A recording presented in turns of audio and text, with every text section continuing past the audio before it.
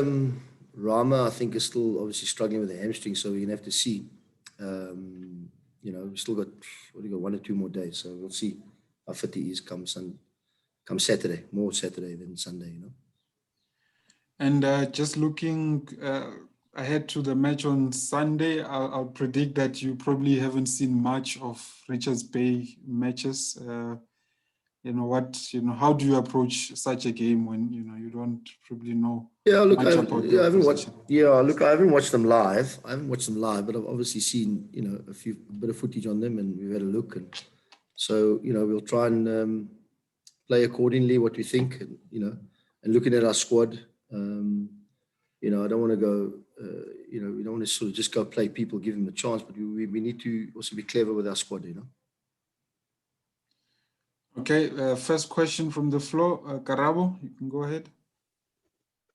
Thank you very much, Patrick. Good morning to you. Good morning to you as well, Coach. Coach, hypothetically speaking, if the league would end today at this minute, you'll be 8th. And now this competition gives you an opportunity to venture into Africa as well if you do go all the way and win it. So how important is it, considering the situation that you are in, as well as the small squad that you have? Thank you.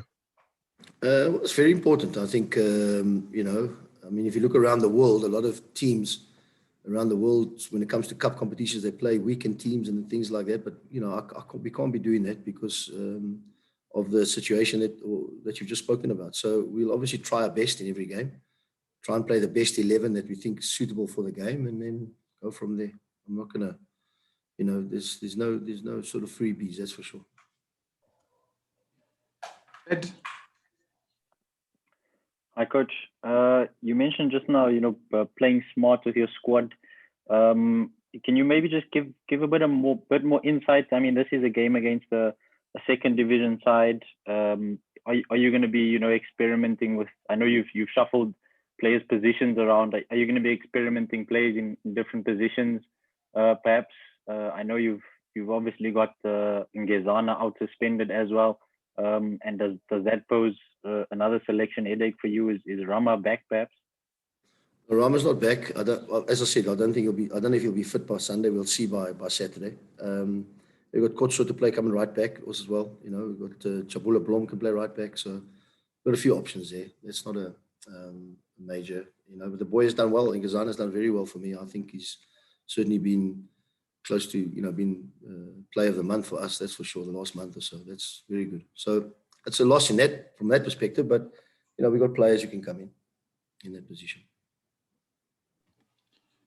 Mazola. Hi, Coach. Coach, with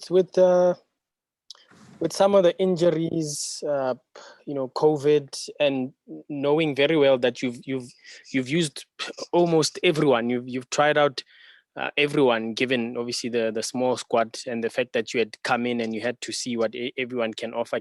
Can you actually afford to reshuffle, given just now you're saying how important this competition is? Can Chiefs afford to reshuffle and take a bit of a risk, as maybe put the foot off the gas a little, because it's a cup game?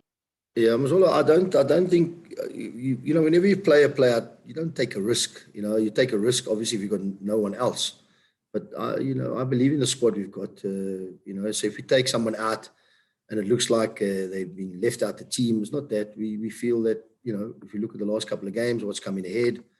Not that we got a game next week, midweek, and I would have liked a game. Certainly had a game this week if I could have, but that's the way the program is.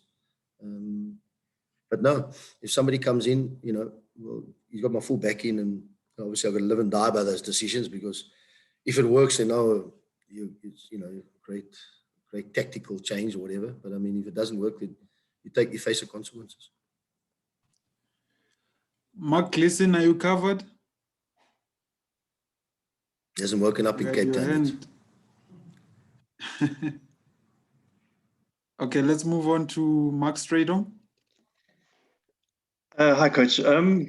Just before Saturday, and I think you're right. If you took out the individual errors, the missed penalties, I mean, Chiefs could have won that game.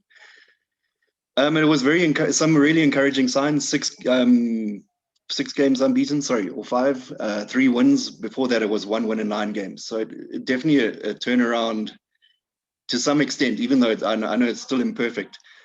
Going into a cup competition, that little bit of confidence growing, you've still got a bit of a squad there. Your youngsters definitely finding a lot more of their feet coming to the fore. What will be good for you here? Do you think if you go to the semis, you'll be happy? Do you think you can challenge for this one?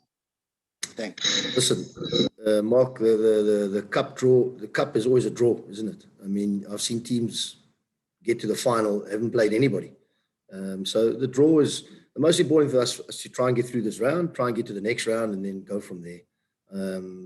But certainly, you know, over the years, from the mainstay cup days, I'm talking my time, the 80s, you know, you could get a draw, you know. I mean, we got to the semi-final in 1981, couldn't play nobody, and then we played Pirates at Pirates, and you know what happened then. So so it's the draw. So let's get through the first round and let's see where we go from there. But certainly, it's going to be tougher this year because there's a lot of what do you call those teams, Vodacom teams or Masepi League teams not in the draw. So, you know, because those teams, obviously everybody wants to draw those teams because, you know, not guaranteed, but it's certainly, and I mean, sometimes it can also backfire on you, you know. I mean, look what happened to Chiefs, I think, against Barocca a couple of years ago. It was a big upset. So let's get through the first round and take it from there. Okay, let's go back to Mark Gleason. Thank you. Angie, I just wanted to ask you the difference between the... Feed your dog, Mark. Jeez, look. Yeah, shame, and it's the poor plumber as well who's been bitten. Okay. The NFD, let me just sort that out. The NFD and the top flight, what do you think the difference is these days? Bigger? The gap is bigger or not? I tell you what the NFD's got, Mark. I think they play with much more intensity, and the pace of the game is helter-skelter there. So I don't think a lot of the Premier League teams are used to those type of games, and they got all these. And if you look at the average size of an NFD team, they're quite small and nippy, and they move. You know, so if you look, it looks like sometimes they got 15 players in the field, which is difficult to play against. You think, where does he come from? And the pace, the way they play, and the pressing and the intensity is always difficult. And it's like that if you look all around the world. England, the first division teams, they play certainly in a high intensity. So that's something we need to be aware of, and that's certainly the difference in the leagues. Thank you. Thank you. Let's move on to Mpendulo. Hi, Coach. Coming back from the derby loss and looking forward to the game on Sunday and the CAF Champions League on the next weekend. So how has the skipper been responding to a training after he missed that penalty? I'm sure he has been so frustrated with himself, but how has he been responding and also making sure that he works hard on the next two important games that are coming up? Thank you. Look, I mean, you could never, there's nothing much to say except practice and hopefully it doesn't happen again. You know, I mean, there's nothing much you can say to any player that misses a penalty. And believe me, better players will miss penalties in the future as well around the world. So it happens in football. So I always say when you take a penalty, sometimes you've got to have the conviction to really take it and want to take it because, those things happen in football. But no, there's nothing been said. We'll obviously try and put it right the next game. We don't have a league game until, I'm not sure, middle of February. So it's a little bit frustrating because we go in different competition the next two games. But it's also, it's good for us, to play in these two competitions. Rob? Coach Rob Delport in Cape Town. You touched on it a bit in Gleason's answer, but you mentioned that you watched a bit of footage of Richards Bay, but what are you actually expecting from them? Well, I think exactly what I just said about a lot of the teams in the first division, the way they play, a lot of movement, a lot of interchanging of positions, a lot of running off the ball, those type of things, a lot of third man movement. So, if your structure's not right and you don't make your chances count, I think, Chiefs, it's understandable. They'll certainly raise their game.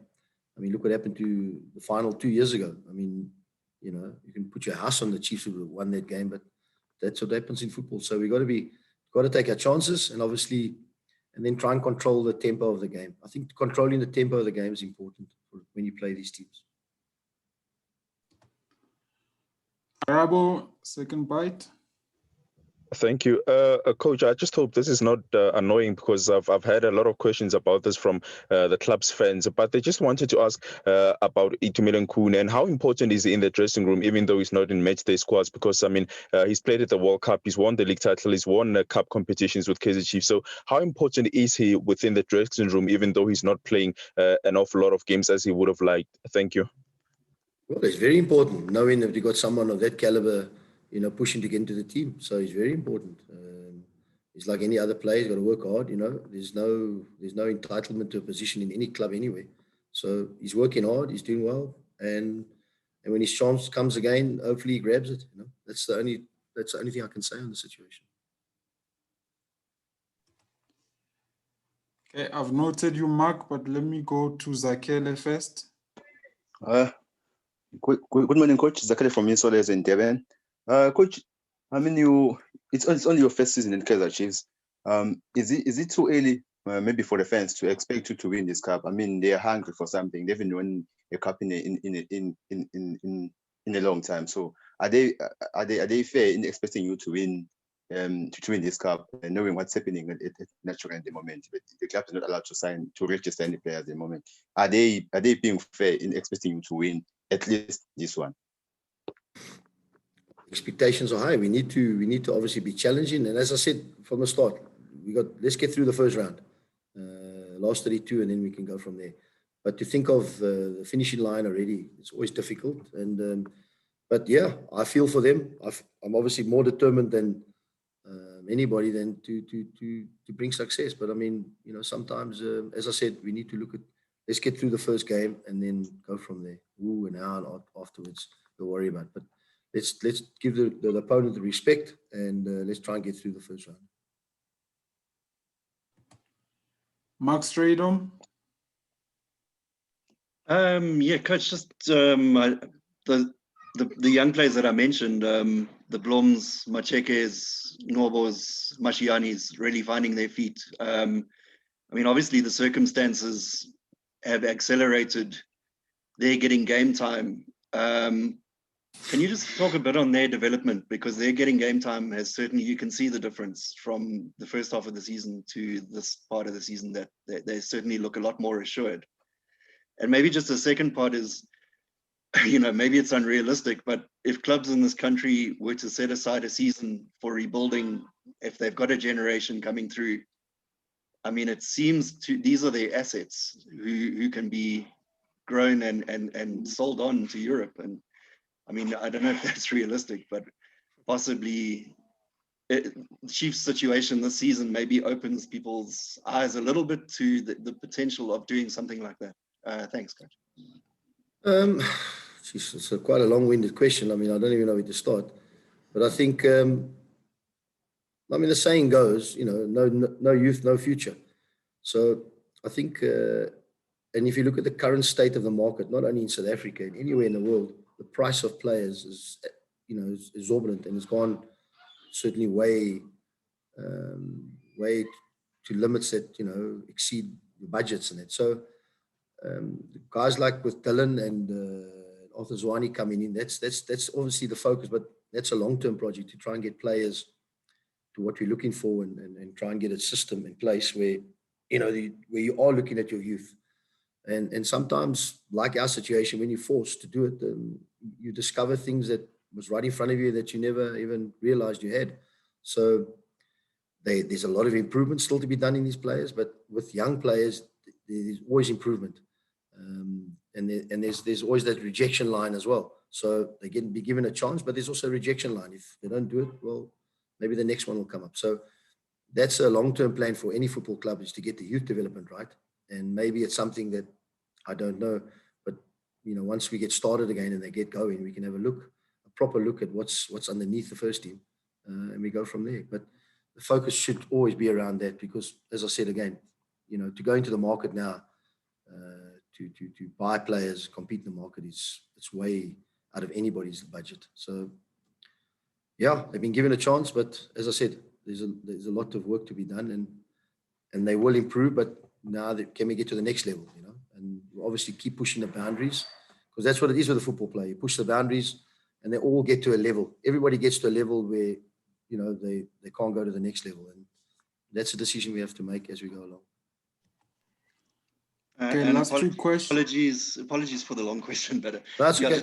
the first part was just their development this season. You can certainly see a lot of progress. Yeah, they also come, and I'm to blame as well, because maybe sometimes I'm trying to put square pegs in round holes, trying to make them go do things that they're not good at, but we've also got to look, we got to see, and the only way you can see is by sometimes trial and error, and sometimes the errors are coming in big games, and I look upon myself because I give them the chance, but then you learn. That's how you learn, and I've got to, I'll take that. It's not a problem. But yeah, we need more of this. You're not going to fill a team of a whole youth development. It's never going to happen. And I've come from situations where we've tried to do that, and but there's players there that can, I think, go to the next level, and they will be given a chance. Last two questions, Chad and then Rob. Thanks, Fatu. Coach, just to build on from Mark's question, the MDC is obviously also suspended at the moment due to the COVID thing, which is also a bloke in terms of assessing progress. Are you looking perhaps at some of those young players in your training sessions at the moment? Yes. And I know the transfer window is still ongoing, the current one, but you obviously only have an eye for the next one. Have you started looking, or scouting potential signings for next season already? That's another discussion altogether. I mean, that's, but I brought a guy up last week. He's been here 2 weeks. This year I saw him play once. I said, he's got to come to the first team. I played him yesterday in a little friendly game, and he was outstanding. And he's another one. So hopefully, I'm going to register him, and we might put him in the team for the weekend. But he's another one that's come through, and so we've got quite a few at the moment. Any name? I know his nickname.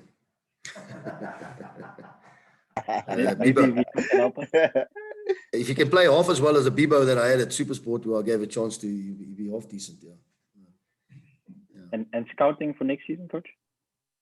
Well, obviously, like anybody, I've got a list longer than my arm. But that's all pie in the sky. It's like saying, you want this one, and it's not possible. So realistically, we're obviously looking at targets like any, because obviously we haven't done it for some time now, and that's pretty much basically how it works. But what's attainable and what's not attainable is always a problem. So you've got to be realistic. It's not about saying, it's easy. Anybody can, it's like I say with football, anybody goes to the stadium can say, oh, he's a good player. What about the player who's the right player? That's the most important one. And that's what we need to do. Coach, Rob again. You mentioned fitting square pegs into round holes. With that, how important is it having someone like Reeve back, who is a bit of a malleable peg, who can play across the pitch? 100%. And how much has he progressed since the young man that you had at Wits?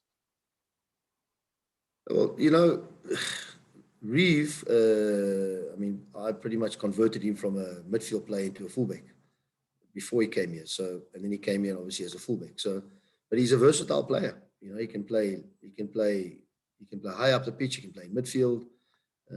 He's got a big engine, and even last year they used him on the left side. I remember playing against him. I was quite shocked, but he did a good job. So it's huge to have a player back like that, and that's why I've always had players. I prefer smaller squads, but more versatility, because it creates better harmony, whatever. So that's good for the future. Obviously, since I've been back here, he's been injured. He played 1 game, 2 games, and then he got injured with a bad knee, and he's been out for 2-3 months. So he hasn't really played much. So, and already, he's the strain of playing 90 minutes the other days put a bit of strain on. So we need to be careful with him. So we'll see for the weekend. Okay, Coach, we'll squeeze in one more. Zakele, that's the last one. Coach, let's go back to Chad's question. At Wits, you used to sign players mostly out of contracts from other teams. You did that with Jose. We did that with Jose brilliantly. Now at Chiefs, do you have a sense that you're going to be given a a blank checkbook to buy whoever we want to buy. No, that's not going to work like that.